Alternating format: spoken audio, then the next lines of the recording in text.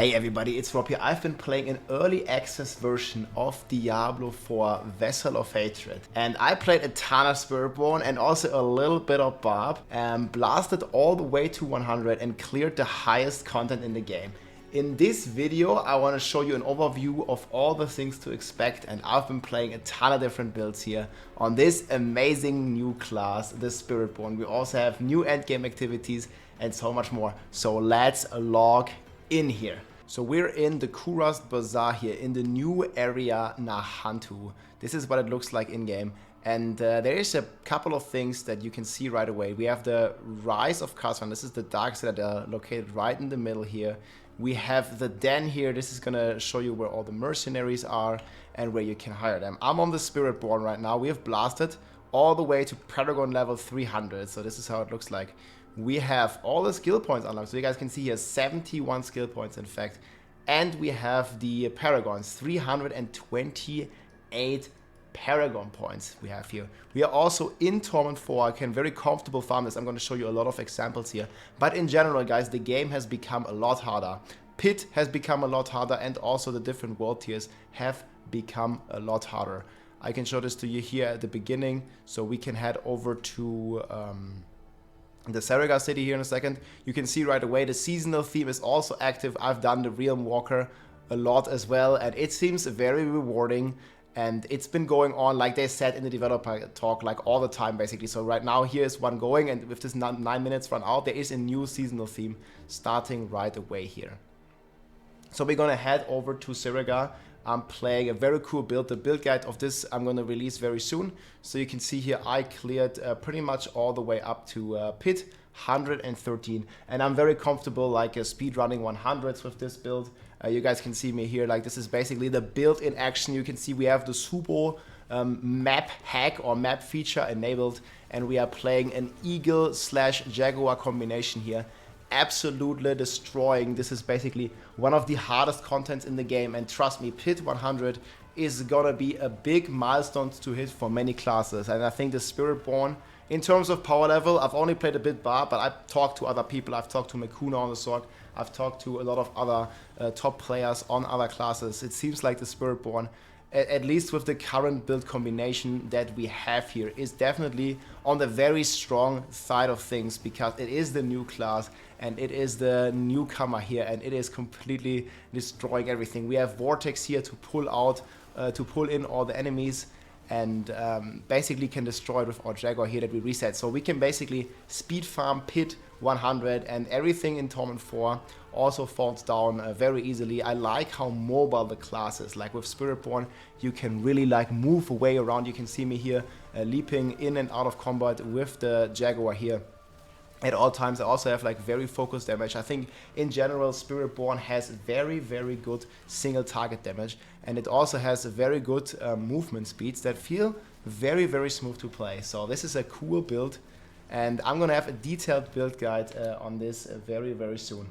And once we log back into the game, I can show you some other stuff here. So again, this is the season theme. You've already seen that in action. What you have not seen and what I want to show you here is the mercenary den. So let's head there real quick. You can basically just teleport there. Reminds me of the season 2 where we had the archives that we could just go to. So basically it's a waypoint, and once you enter here, this is basically the realm of the mercenaries. So here you can hire and check out all the mercenaries. So I'm using Subo right now with the Seeker basically map hack. Then we have the rapport here. I already have all this finished. I also have all the season stuff finished. And I can basically just go here to the bartending, and I'm going to get a lot of materials. I can restock the supply, and you see here, boom. I actually got an upgrade right away. This is like a perfect aspect. I've never gotten this before, so this is like very worth it. I can farm boss materials here by just opening these chests. So you see, it gives me a ton of boss materials. I can do defensive caches here. I get a lot of loot as well on this. And yeah, I just got a big upgrade here on one of the Mystic Circle Gorilla aspects. So we can just salvage that and boom, get another aspect. And here you can basically enlist and hire like all the different mercenaries. I can just say, if I want this guy, I can just hire him.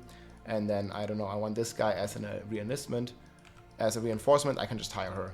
But I really like, I'm gonna have a detailed mercenary guide. Like, I really like Subo as my main guy. He is very strong.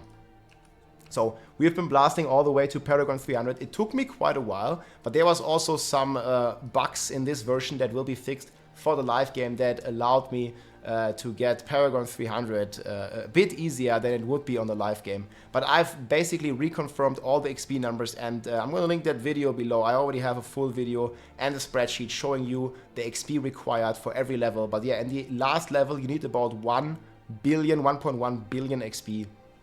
And this is basically going to take, I think, about 100 hours to reach Paragon 300 for very fast players. I'm not going to go over any story spoilers. Of course, there is an entire storyline that you are doing here in the new Nahanto region. This is going to be later, and you don't want to be spoiled. And we've also collected some of the new Altars of Lilith. However, these don't give any bonuses. So it basically is only for the renown, and we can also confirm that you get 2 extra skill points and 4 Paragon points in the Nahanto region. Next, we have the Dark Citadel. I can show this to you here real quick as well. So you can basically just teleport here in the middle where this crater is. I'm just teleporting there. And then we're basically in the Dark Citadel. So this is the World Tier 4. Again, hardest difficulty. We have no problem here. We will one-shot every boss with this build, hitting for billions and billions of damage, actually. And you can like get a lot of rewards here. Obviously, I can't enter solo. I have some footage that I can show you right now. Alright, and here we are in the Dark Citadel. Me and Mekuna actually managed to beat World Tier 4 2-player, the hardest difficulty of this Dark Citadel, a couple of days ago. So you can see here, you'll definitely have to learn some of the mechanics here if you want to do this on the high difficulty, because monsters are dealing a lot of damage. I'm playing a very strong build here that has very strong single targets, so I was able to pretty much take down these bosses with easy. Once you have figured out how to basically play around the invulnerability phases of the bosses, you can make a very short work of them. And we can basically manage to take it down here, and we got this massive reward at the end that the developers have talked about. So you guys can see here, this is the final boss in the final wing. Basically dying, and you get like a weekly reward that you can claim every 7 days, and it felt really rewarding getting this, like a ton of Ancestrals. You get the pop-up stream here that the Dark Citadel has been conquered in World Tier 4, and we got this Dark Citadel cache that you can then basically open, and you can use more of the Dark Citadels here again to get the Scroll of Restoration, to just get additional temporary resets. You can just keep getting them. And there's like a ton of other cool rewards here, as well as cosmetics that you can get. And the similar thing is in the Kurast Bazaar, we have the Kurast Undercity.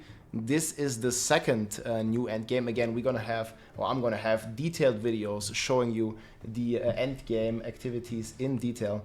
But how it basically works is you go to Kurast, and I go on my mount here, and you go down here, and you can open a key and basically juice rewards. I have a ton of keys, like I've farmed a lot, like my gear is extremely good. And we also have like just an abundance of these materials because we farm so much. But yeah, you can basically target farm summoning items. But we've been doing a lot here is masterworking. And this basically allows you to get a ton of Optoxide right in here. So this has been very useful place to get Optoxide in order, you know, to masterwork your items here. So a very cool way to target farm stuff. And I'll show you some footage here, like we've been blasting this. So just basically like speed farming this, and we didn't have any problems with the time because we had such strong builds here. So even in World Tier 4, it was already very confident. But again, it takes you roughly like 50 to 60 hours to get to this point, depending on how efficient you are. It can also take you a lot longer. But we basically managed to take it down like very well. And you see here, this build that I'm playing on the Spiritborn has insane amounts of single targets. And is basically destroying this completely. And then I can also show you just some of the things I farmed here. So again, Spiritborn is a very agile, very fast-paced class. I also have leveling guides for you. I think it's going to be very popular. And I've already been grinding a lot, so I've been farming a lot of these new Uber Uniques. You guys can see some of them here. That, for example, the new Glaive here that I farmed, and just like a bunch of new and other Uber Uniques that we've already seen. We also gotten a ton of runes here. So from my experience, the best way to farm runes is just doing the bosses. Like basically get mythic items and get runes at the same time. And you can then go to the jeweler and basically target craft these. So I have like a ton of runes here, for example, but they are very rare, especially the legendary ones. I just been playing quite a lot. Like I almost played like 100 hours on this character, and you can just go here and you can do rune crafting, and you can see here you can basically craft these Uber Uniques for the cheap price of just 2 sparks, and then you just add a bunch of runes. I have them in my stash right now. I wish they would take it from the stash, but it's a very nice way to basically target farm a ton of Uber Uniques. I was basically able to get like all the Uber Uniques that I wanted here in just a short period of time, so I don't think you'll have much of a problem getting this. I've also done and blasted some higher pit tiers with this build, and I also have a couple of other builds that are also able to do this high, and in general I think the power level of the new class of the Spiritborn is very high when a Vessel of Hatred releases here in just a few days. I'm very much looking forward to it. I had a ton of fun. I've been blasting again like 100 hours almost in just this 9 days or whatever we had access here to this version, and it's very cool. I'm looking forward to test the seasonal theme. I'm looking forward to see the final changes on some of the classes. I'm also going to play some Barbarian, but I'll mainly focus on the Spiritborn, and I have a ton of videos coming out here on the channel in just the next hours basically, and I'm also going to be showcasing this build here that I've been rocking with here on the Spiritborn. I hope you enjoyed the video, and I will see you soon. Stay tuned, let's go log in. If you like this video, make sure to subscribe, leave a like or a comment. I'm also live on Twitch almost every day, so come and say hi.